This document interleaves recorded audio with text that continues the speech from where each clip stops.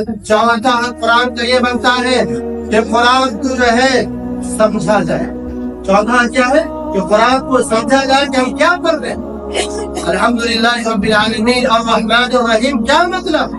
60 साल से नमाज पढ़ रहे, 70 साल से नमाज पढ़ रहे, 50 साल हो गए नमाज पढ़ते हैं, सूरह फातिहा का तर्जुमा मालूम।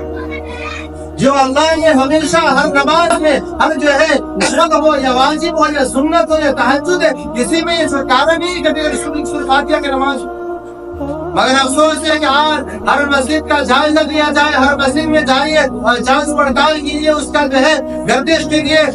50 नमाजी में से 2 चंद ऐसे नमाजी मिलेंगे जिसको सूरह फातिहा का तर्जुमा याद होगा और वो भी जो है जैसे तैसे सुनाएंगे। याद रखिए कि तर्जुमा सीखना हर मुसलमान की जो है जरूरी है, हर मुसलमान के लिए फर्ज है, वाजिब है कि वो तर्जुमा सीखे।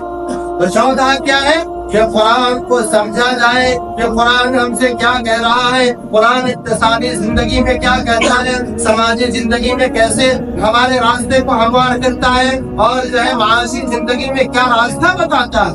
ये कुरान हमें समझना है।